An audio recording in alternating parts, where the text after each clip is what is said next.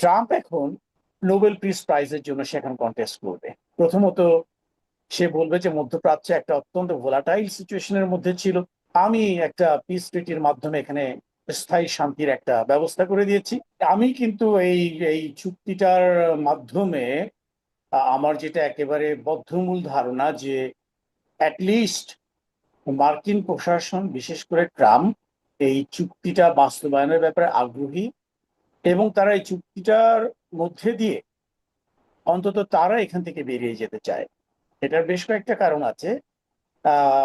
কয়েকটা তো বলেছি, তার ভিতরে একটা হচ্ছে যেটা অনেকে বলে থাকে, ট্রাম্প যেহেতু খুব ধূর্ত একজন মানুষ, সে এই পুরো জিনিসটাকে ডিসঅ্যাডভান্টেজ যেটা তার জন্য তৈরি হয়েছে এটাকে সে একটা অপরচুনিটিতে কনভার্ট করতে চাচ্ছে। সেটা কি রকম? ট্রাম্প এখন নোবেল পিস প্রাইজের জন্য সে এখন কন্টেস্ট করবে। প্রথমত সে বলবে যে মধ্যপ্রাচ্য একটা অত্যন্ত ভোলাটাইল সিচুয়েশনের মধ্যে ছিল, একটা সিরিয়াস রকমের যুদ্ধ চলছিল সেখানে। আমি একটা পিস ট্রিটির মাধ্যমে এখানে স্থায়ী শান্তির একটা ব্যবস্থা করে দিয়েছি। আমাদের সোলজাররা বিদেশের মাটিতে প্রাণ দিচ্ছিল, আমি সমস্ত বেসগুলোকে গুটিয়ে আমাদের সোলজারদেরকে নিরাপদে আমার দেশে ফিরিয়ে এনেছি, তাদের জীবন আর ঝুঁকির মধ্যে নেই। দেখো, মানে এখানে অনেকে বলে ট্রাম্প এখানে একটা ভিকটিম কার্ড প্লে করার একটা সম্ভাবনা আছে। সে হুম হুম। পুরো জিনিসটা একটা পর্যায়ে গিয়ে সে যেরকম মিথ্যেবাদী, সে বোঝানোর চেষ্টা করবে some people misguided him, but সে এই সুযোগটাকে নিয়ে বরঞ্চ আমেরিকান সোলজারদের নিরাপত্তার জন্য তাদেরকে নিরাপদ দেশে ফিরিয়ে নিয়ে এসে এই সমস্ত বিভিন্ন বলে পুরো চুক্তির ক্রেডিটটা সে নিতে চাবে এবং সেটার উপর একটা নোবেল পিস প্রাইজ দাবি করার সম্ভাবনাও রয়েছে। কিন্তু বাস্তব দিক থেকে যদি আমরা চিন্তা করি, এই যুদ্ধটা, এই চুক্তিটা আলটিমেটলি মিডল ইস্টে স্থায়ী শান্তি নিয়ে আসবে সেরকম কোনো সম্ভাবনা আমি দেখি না। এর মূল কারণটা আবারও আমি ফিরে যাচ্ছি সেই ইসরায়েলের ব্যাপারে। আপনারা হয়তো জানেন যে ইসরায়েল দুটো জিনিস, যখন গাজাতে মানে নিধন চলছে, যেটাকে বলা হয় জেনোসাইড চলছে, তখন প্রায়ই গাজা ওয়ারকে কিন্তু নেতানিয়াহু তুলনা করতে আমালেকের যুদ্ধের সাথে। হুম। আমালকের যুদ্ধটা হচ্ছে এটা, হিব্রু যে বাইবেলটা আছে, হিব্রু বাইবেলে আমালেক নামে একটা সম্প্রদায়ের কথা বলা আছে, যারা যখন নাকি ইহুদিরা মিশর থেকে এই ফিলিস্তিনের দিকে চলে আসছিল, এটা করে প্যাস ওভার বলে এবং প্রতি বছর ওদের একটা প্যাস ওভার ফেস্টিভ্যালও হয়ে থাকে। এই প্যাস ওভারের ব্যাকগ্রাউন্ডটা যদি আমরা পর্যালোচনা করি, সেখানে 10টা কারণে ওর ফেরাউনের একটা বিষয় তারা প্রায় তুলে ধরে। এখানে 10 পেগস বলে ওরা, বেসিক্যালি দিস ইজ 10 প্লেগস।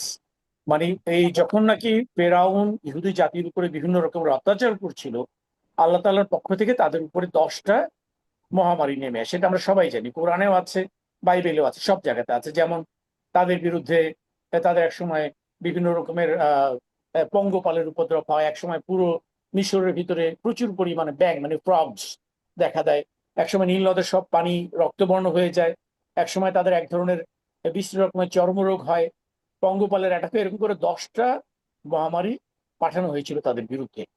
তো এখন নেতানিয়াহু বলছে সে এরকম টেন টেন প্লেগস বা 10 পেগস সে পাঠাবে এগেনস্ট ইরান। মানে সে যে কতটা বর্বর চিন্তা ভাবনা করে তার একটা প্রমাণ এখানে। দ্বিতীয়ত হচ্ছে আমালেকের যুদ্ধ, যেটা বলছি, মিশর থেকে তারা যখন ফিলিস্তিনের দিকে আসে তখন আমালেক নামে একটা সম্প্রদায় তার উপরে অ্যাটাক করেছিল।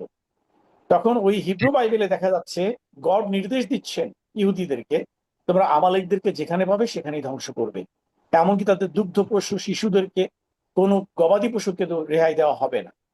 এই যে একটা হিংস্র মনোবৃত্তি নিয়ে কাজ করছে নেতানিয়াহু, তাতে করে আমার মনে হয় এই শান্তি চুক্তিটা বাস্তবায়ন হওয়ার সম্ভাবনা খুবই কম।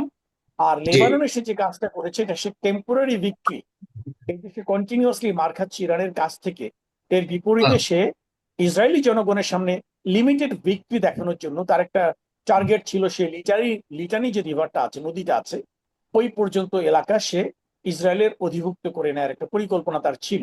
কিন্তু যেটা আশিক ভাই খুব সুন্দরভাবে বললেন, এই যুদ্ধ করতে গিয়ে তারা কিন্তু প্রায় 140টা মারাকাভা ট্যাঙ্ক তারা হারিয়েছে, বেশ কিছু সৈন্যও তারা হারিয়েছে এবং তারা জি। রিট্রিট করতে তারা বাধ্য হয়েছে।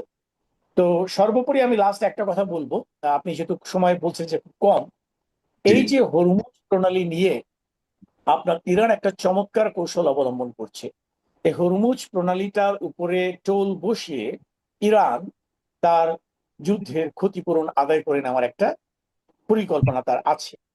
এখানে ইন্টারেস্টিং ব্যাপার হচ্ছে, ইরানিয়ান একজন স্কলারকে প্রশ্ন করা হয়েছিল যে তোমরা যদি এই হরমুজ প্রণালীর উপরে যদি তোমরা ট্যাক্স বা টোল বসাও, তাহলে পুরো বিশ্বের যত দেশ আছে সবাই তো তোমাদের উপর ক্ষিপ্ত হয়ে যাবে।